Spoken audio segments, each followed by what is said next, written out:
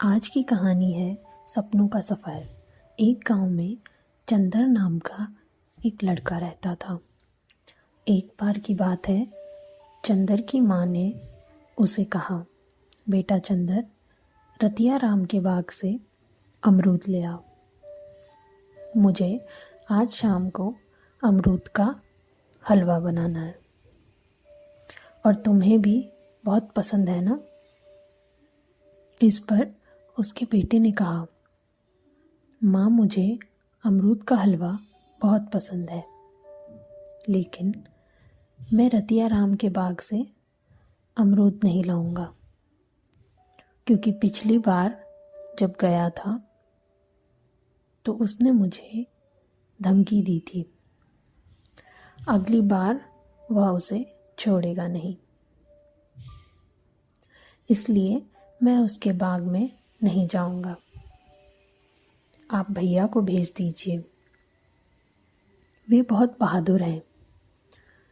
इस पर माँ ने बड़े गुस्से से कहा, नहीं, आज तो तुम ही लेकर आओगे। इस पर चंदर ने बड़ी डरी हुई और सहमी हुई आवाज़ में कहा, माफ़ कीजिए माँ, मैं इतना बड़ा खतरा मोल नहीं ले सकता। इस पर उसकी माँ ने कहा, बस इतने से में ही डर गए? क्या तुम्हें पता है अनामिका खुराना कौन है? इस पर चंदर ने जवाब दिया, नहीं माँ, मैं नहीं जानता। फिर उसकी माँ ने कहा, चलो आज मैं तुम्हें अनामिका के सपनों के सफ़र की कहानी सुनाती हूँ। एक शहर में अनामिका नाम की एक लड़की रहती थी। वह अपने माँ बाप और भाई के साथ मुंबई में रहती थी। वह कलाकृतियों में बहुत माहिर थी। उसकी कला में उसकी सच्चाई बखूबी निखर कर आती थी। सभी उसकी कला के दीवाने थे। उन दीवानों में से एक नाम सबसे ऊपर था। वो नाम था आकृति। आकृति उसके बचपन की सहेली थी। वह अनामिका से हमेशा एक बात कहा करती थी कि तुम्हारी कला ईश्वर द्वारा दिया गया एक नायाब तोहफा है। तुम खुशनसीब हो कि भगवान ने तुम्हें चित्रकारी जैसे ये नायाब चीज़ बख्शी है, क्योंकि रंगों से खेलना हर किसी के बस की बात नहीं है। अनामिका ने अपनी कला के दम पर सबके दिलों पर राज कर लिया था। शहर की बड़ी बड़ी प्रदर्शनियों के मालिक उसकी कलाकृतियों को खरीदने के लिए मिन्नतें करते थे। एक दिन की बात है कि अनामिका अपनी प्रतियोगिता की तैयारी कर रही थी। अचानक उसके पास एक फ़ोन आया। फ़ोन पर एक आदमी ने उससे कहा कि तुम अपना नाम प्रतियोगिता से वापस ले लो। अगर तुम ऐसा नहीं करोगी तो तुम्हारे लिए अच्छा नहीं होगा। प्रतियोगिता से नाम वापस लेने के लिए तुम्हें मुंह मांगी कीमत मिलेगी। तभी वह ये सुनकर गुस्से में बोली, तुम हो कौन और मैं तुम्हारी इन खोखली धमकियों से डरने वाली नहीं हूँ।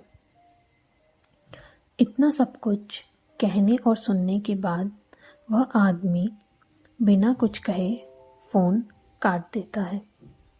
फ़ोन काटने के बाद फिर से वह अपनी तैयारियों में लग जाती है। ठीक एक हफ्ते बाद उसकी प्रतियोगिता थी। वह सुबह जल्दी उठकर तैयार हो गई। जाने से पहले वह अपनी माँ से मिल कर गई। उसने अपनी माँ से कहा, माँ, मैं जा रही हूँ, मुझे आशीर्वाद दीजिए कि मैं इस प्रतियोगिता में अव्वल आ सकूँ। क्योंकि यह प्रतियोगिता मेरे लिए बहुत महत्वपूर्ण है, उसकी माँ ने कहा, मेरा आशीर्वाद सदैव तेरे साथ है। परंतु आज उसकी माँ के चेहरे पर चिंता की रेखाएं झलक रही थी। अनामिका ने पूछा, माँ क्या हुआ, इतनी परेशान क्यों हो? इस पर उसकी माँ ने कहा, नहीं बेटा, मैं परेशान नहीं हूँ, पर मेरा दिल बहुत घबरा रहा है, मानो कुछ गलत होने वाला है। मुझे रह रहकर तुम्हारी चिंता सताए जा रही है। मेरे दिल में न चाहते हुए भी कई गलत भाव उमड़ कर आ रहे हैं, मानो कुछ बहुत गलत होने जा रहा है। अपनी माँ की ये सब बातें सुन वह जोर से हंस पड़ी और उसने अपनी माँ से कहा, ओ मेरी फिल्मी माँ, तुम ज़रा नाटक देखना कम कर दो।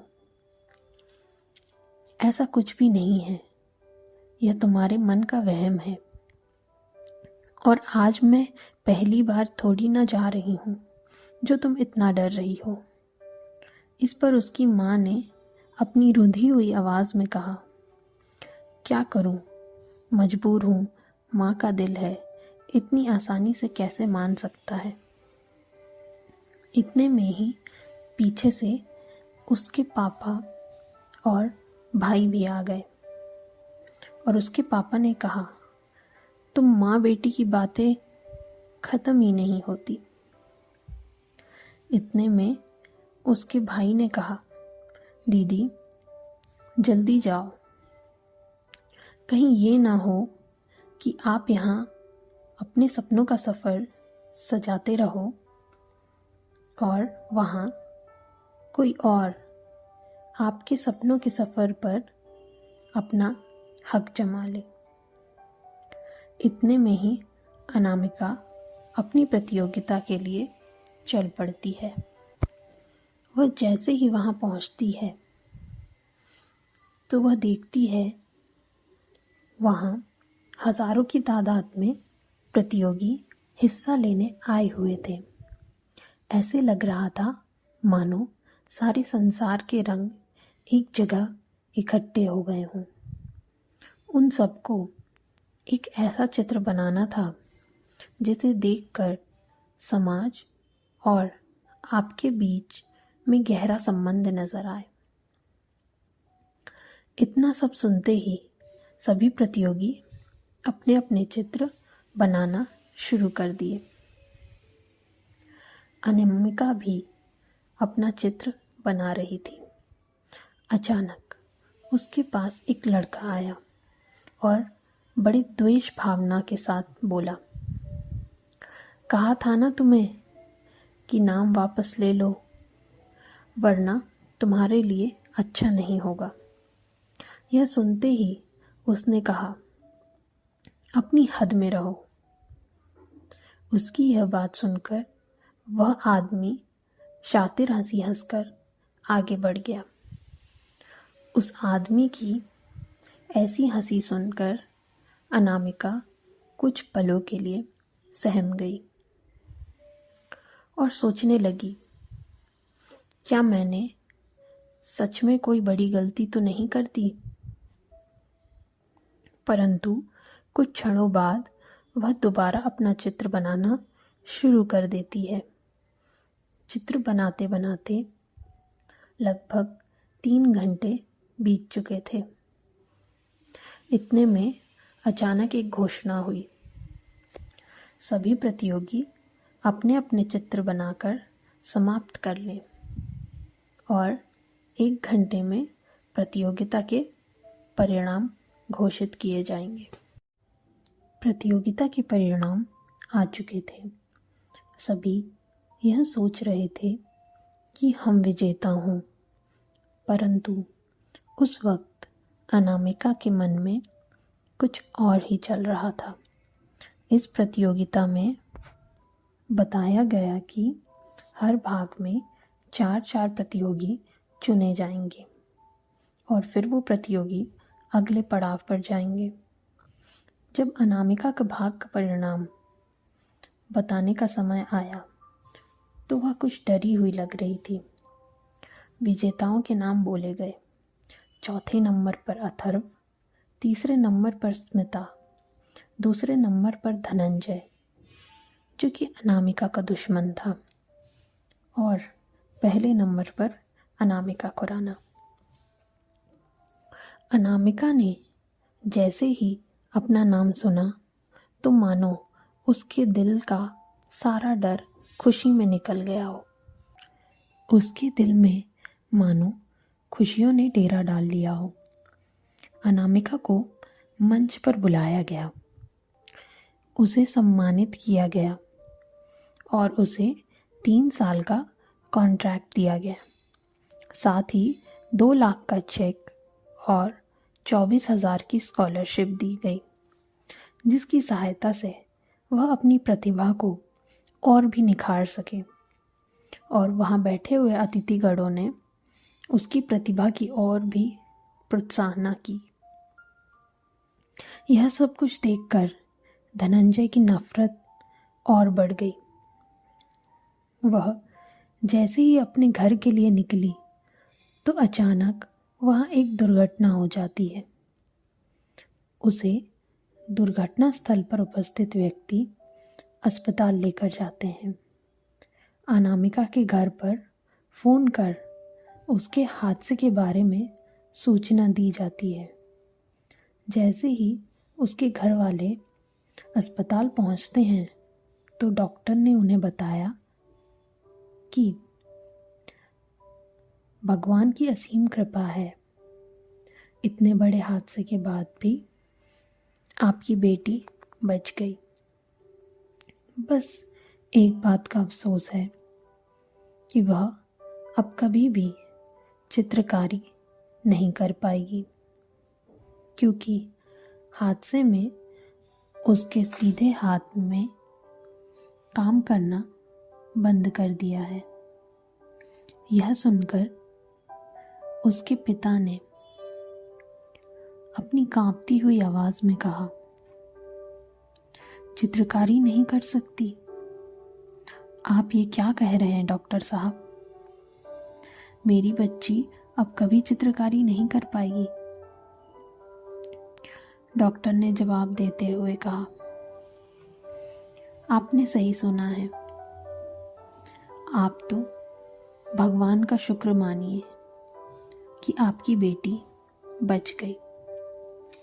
उसके पिता की ऐसी दर्द भरी बातें सुन डॉक्टर ने उनसे कहा, कृपया आप हिम्मत मत हारिए, अनामिका को आपकी ज़रूरत है। उसके पिता ने पूछा, क्या हम अपनी बच्ची से मिल सकते हैं? इस पर डॉक्टर ने कहा, हाँ मिल सकते हैं, परंतु आप उससे ज़्यादा बात मत कीजिएगा। वे जैसे ही उससे मिलने गए तो अस्पताल के बिस्तर में बेजान सी पड़ी थी वह, जिंदा लाश हो जैसे। उसके पिता ने उसके सर पर हाथ रखा तो वह रो पड़ी। इतने में ही डॉक्टर ने बोला, अब यह बिल्कुल ठीक है, आप इसे घर ले जा सकते हैं। जैसे ही अनामिका घर पहुंचती है, वह अपने कमरे में जाती है। वह उस दिन की बात को याद कर खुद को कोस रही थी। उसके पिता ने उससे पूछा, क्या हुआ? इस पर उसने जवाब देते हुए कहा, 1 हफ्ते पहले उसके साथ क्या क्या हुआ था। अगर उस दिन मैं उस आदमी की बात मान लेती तो आज मेरे साथ यह ना होता। उसने आज मेरे साथ मेरे सपनों के हाथों को भी अपाहिज कर दिया है। ऐसा अपने पिता से कहकर वह जमीन पर गिर गई और रोने लगी। साथ ही कहने लगी, अब मेरा कोई भविष्य नहीं है। मेरे सपने शुरू होने से पहले ही खत्म हो गए। अब मेरी जिंदगी में रंगों की कोई जगह नहीं रही, क्योंकि अब मेरी जिंदगी अंधेरे के काले रंग में ही बंद होकर रह जाएगी। हादसे के 4 साल के बाद अनामिका के माता पिता और भाई घर की बालकनी में बैठकर चाय पी रहे थे। चाय पीते पीते अनामिका की माँ बोल उठी, 4 साल बीते उस हादसे के बाद अनामिका ने ना तो किसी के साथ बात की और ना ही वह बाहर जाती है। बस सारा दिन अपने कमरे में गुमसुम सी बैठी रहती है। इतने में घर की घंटी बजती है। उसके पिता ने कहा, आदि जरा देखो दरवाजे में कौन है। इतने में आदि दरवाजा खोलने गया। उसने देखा कि अनामिका की सबसे अच्छी सहेली आकृति खड़ी थी। उसने जैसे ही आदि को देखा तो बड़ी खुश हुई और पूछा, कैसे हो तुम? आदि ने उसे जवाब देते हुए अंदर बुलाया। इतने में ही उसके माता पिता भी आ गए। उसके माता पिता भी उसे देखकर काफी खुश हुए। तभी आकृति ने पूछा, अंकल अनु कहाँ है?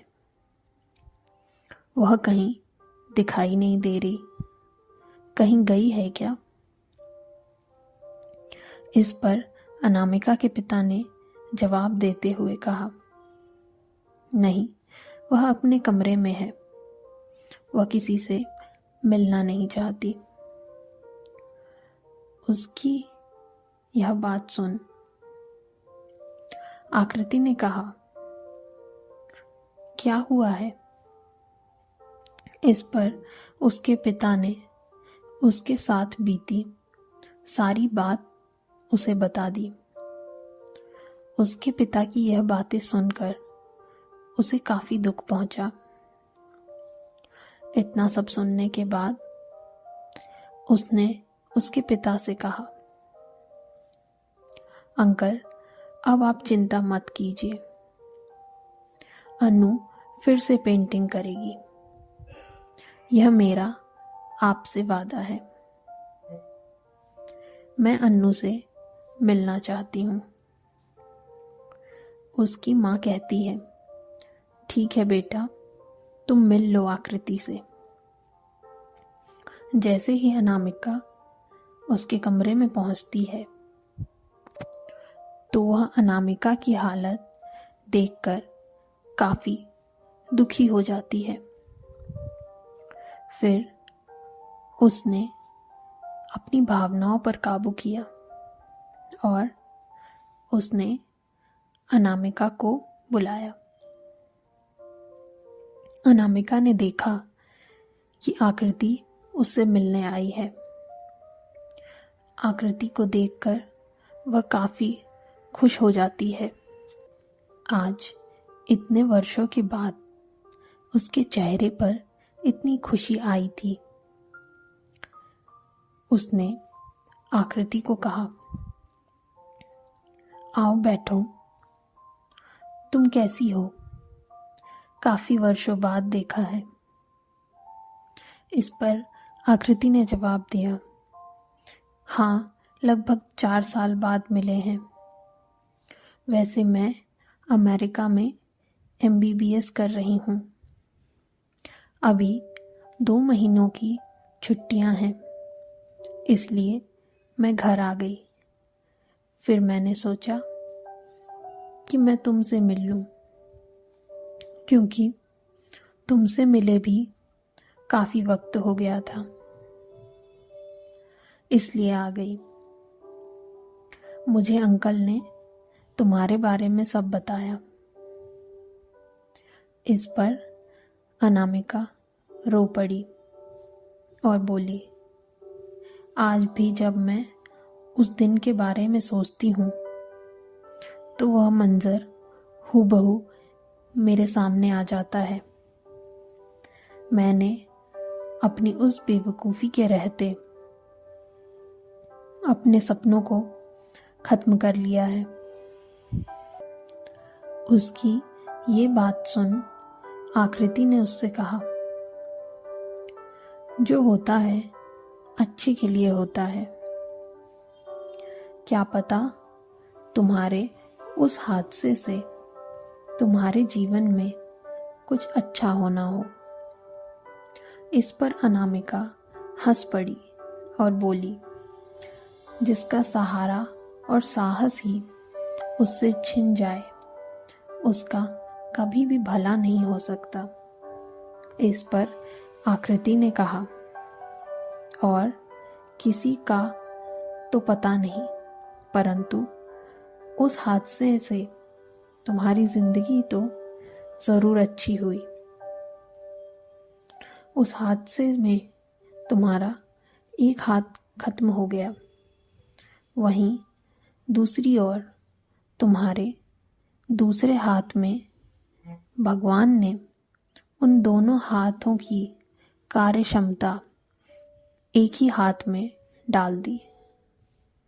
इस पर अनामिका ने आकृति से कहा, तुम होश में तो हो? तुम्हें पता भी है तुम क्या बोल रही हो? उसने अनामिका के सवाल का जवाब देते हुए कहा, अब तुम ही देखो, तुम जो अपना रोजमर्रा का काम 2 हाथों से करती थी, पर अब तुम वही काम एक हाथ से भी करके उसे अंजाम तक पहुंचा रही हो। बेशक उस काम को करने में तुम्हें वक्त लगता है, परंतु तुम उस काम को अंजाम तक पहुंचा देती हो। इस पर अनामिका ने बड़े भारी मन से कहा, मजबूरी में किया गया काम और खुशी में किए गए काम में जमीन आसमान का अंतर पाया जाता है। मजबूरी में हम उस काम को करने के लिए दबाव में होते हैं, वहीं दूसरी ओर खुशी में हम पर कोई दबाव नहीं होता।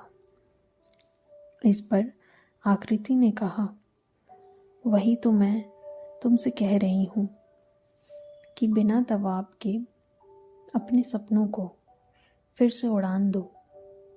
कहीं ये ना हो कि वक्त ही तुम्हें अलविदा दे दे।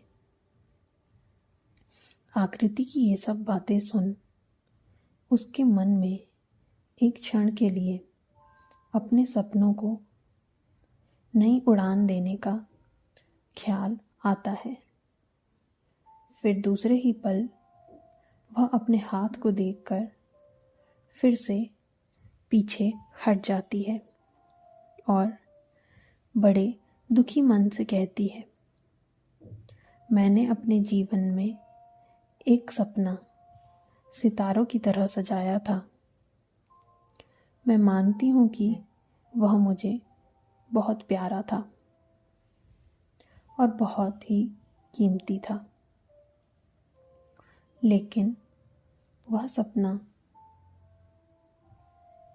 बहुत समय पहले टूट चुका है और मैंने इसे ही अपना भाग्य समझकर स्वीकार कर लिया है। शायद वो सपना मेरे लिए बना ही नहीं था, और जो मेरा है ही नहीं, मैं उसे पाने की कोशिश भी नहीं करना चाहती।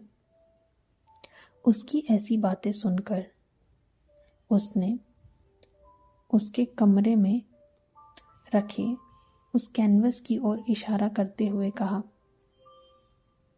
क्या सच में तुम अपने उस अनमोल सपने को भूल चुकी हो?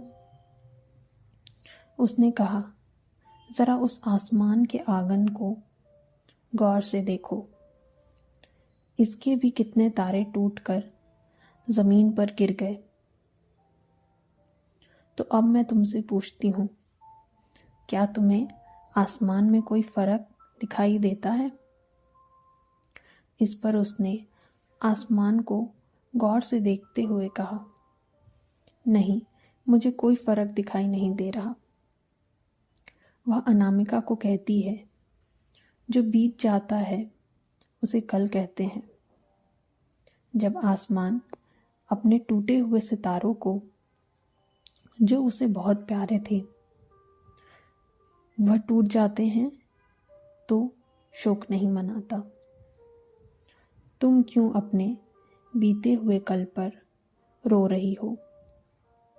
तुम जितना अपने बीते कल पर रोती हो, उतना ही तुम्हारे आने वाली जिंदगी अंधकार में डूबती नजर आएगी, क्योंकि बीती बातों को सोचकर सिर्फ दुख मिलता है और कुछ नहीं।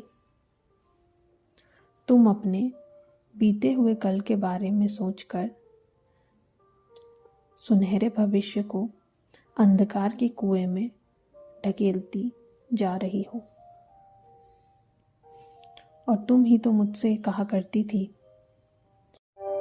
हमें कोई लहर रोक नहीं सकती, क्योंकि हम मंजिल के दीवाने हैं। मंजिल हमें नहीं, बल्कि हम मंजिल को बनाकर यहाँ पर। तो एक हवा के झोंके से ही तुमने अपने कदम पीछे कर लिए। उसने कहा, तुम मेरे साथ चलो, मैं तुम्हें कुछ दिखाना चाहती हूँ। अनामिका ने पूछा, पर तुम मुझे क्या दिखाना चाहती हो? इस पर वह उसे कहती है, तुम बस एक बार मेरे साथ चलो। वह अनामिका को घर की बालकनी में ले गई। उसने पार्क में खेल रहे लड़कों की तरफ इशारा करते हुए पूछा, क्या तुम्हें पता है वह लड़का कौन है? इस पर अनामिका ने जवाब देते हुए कहा, हाँ, मैं जानती हूँ, ये रक्षित है, हमसे 3 साल बड़ा है। तुम्हें पता है कि वह क्या करता है? अनामिका ने कहा, नहीं, मुझे नहीं पता। आकृति कहती है, वह फुटबॉल में स्टेट चैंपियन है। उसके साथ भी एक हादसा हुआ था, जिसमें उसने अपनी टांग गंवा दी थी। पर क्या तुम जानती हो, उसने कभी हार नहीं मानी और आज वो स्टेट चैंपियन है। तुम खुद सोचो, फुटबॉल जिसमें दोनों पैरों के द्वारा खेलना संभव है, परंतु चित्रकारी में सिर्फ एक हाथ की ही आवश्यकता पड़ती है। फिर चाहे वह दायां हाथ हो या वह बायां हाथ, तुम्हें कोई फर्क नहीं पड़ना चाहिए। थोड़ी सी हिम्मत से तुम अपने सपनों के सफ़र को फिर से सजा सकती हो। और वैसे भी किसी ने खूब कहा है, हर काली रात के अंधेरे के बाद सूरज की पहली किरण अपने साथ एक नई जिंदगी और आशा की एक नई किरण लेकर आती है। तुम भी उस नई सुबह की तरह अपने सपनों के सफ़र को एक नई रोशनी देकर उसे साकार करो। इतना सब सुनने के बाद वह आकृति के गले से लिपटकर रोने लगी और बोली, अब मैं हार नहीं मानूंगी। मैं फिर से अपने सपनों के सफ़र को सजाकर उसे नई उड़ान दूंगी। अनामिका अपनी चित्रकारी फिर से शुरू कर देती है। यह देखकर उसके परिवार वाले बहुत खुश होते हैं। उनकी खुशी का कोई ठिकाना नहीं होता। अनामिका अपने चित्र को पूरा करने के लिए एड़ी चोटी का जोर लगा देती है। शुरू में तो उसे बहुत कठिनाई होती है, परंतु वह अपना हिम्मत नहीं खोती। वह निरंतर प्रयास करती रहती है। पहले वह अपने बाएं हाथ से चित्रकारी करने के लिए उस हाथ को अभ्यस्त बनाती है। जब वह उस हाथ से काम करने और चित्रकारी करने में कुशल हो जाती है, तो वह एक नए चित्र को बनाना शुरू कर देती है। वह उस चित्र को लगभग 1 महीने में पूरा कर देती है। वह उस चित्र को बेचने के लिए जाती है, परंतु उसका चित्र कोई भी खरीदने को तैयार नहीं था, क्योंकि उस प्रकार के चित्र जो कि अनामिका बनाया करती थी वह बिकने बंद हो चुके थे। वह निराश होकर घर आती है। उस दिन वह बहुत दुखी होती है। उसके परिवार वाले उसका मनोबल बढ़ाते हैं। उस बढ़े हुए मनोबल से वह दोबारा चित्र बनाने की कोशिश करती है। नए चित्र को अनामिका बेचने के लिए जाती है और उस चित्र के अच्छे दाम में बेच देती है।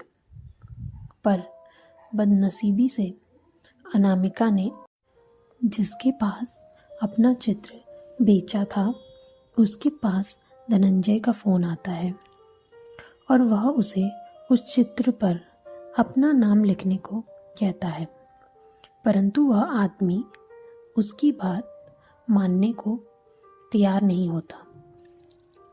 फिर धनंजय उसे मुंह मांगी कीमत देने को भी तैयार हो जाता है।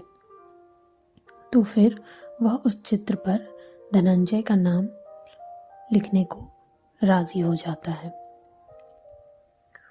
जब प्रदर्शनी का दिन आता है, उस दिन अनामिका बहुत खुश होती है। वह अपना बनाया गया चित्र देखने जाती है, परंतु वहाँ जाकर वह हैरान हो जाती है कि वहाँ पर उसके नाम की जगह धनंजय का नाम लिखा हुआ था। यह सब कुछ देखने के बाद वह धनंजय के पास जाती है और ऐसा काम करने का कारण पूछती है। तो धनंजय कहता है कि जब से तुम आए हो तब से कोई भी मेरे चित्र खरीदने को तैयार नहीं होता है। मैं अपना नाम फिर से कमाना चाहता हूँ। इस पर अनामिका उसे एक चुनौती देती है कि तुम्हें एक ऐसा चित्र बनाना है जिससे एक जिंदगी की सच्चाई उजागर हो। चित्रकारी की उस प्रतियोगिता की तैयारी करने के लिए अनामिका धनंजय को 1 महीने का समय देती है। 1 महीने बाद उस प्रतियोगिता का समय आता है, तो उस प्रतियोगिता में अनामिका जीत जाती है और धनंजय ने भी उसकी प्रतिभा का प्रोत्साहन किया और अपने किए गए बर्ताव की उससे क्षमा मांगी। परंतु अनामिका के सपनों का सफ़र अभी थमा नहीं था। वह और भी मेहनत करती है। एक दिन उस मेहनत के रहते वह एक मशहूर चित्रकार बन जाती है। चंदर की माँ ने कहा, अब तुम्हें समझ में आया कि कैसे अनामिका ने कितनी कठिनाइयों से अपने सपनों को साकार किया है।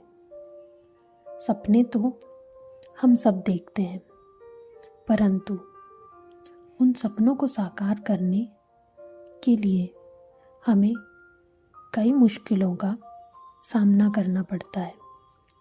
कुछ लोग इन सपनों को साकार करने के लिए उन चुनौतियों का सामना बड़े संयम के साथ करते हैं, परंतु कुछ लोग इनसे डरकर अपने सपनों को पीछे छोड़कर अपनी ज़िंदगी में आगे बढ़ जाते हैं।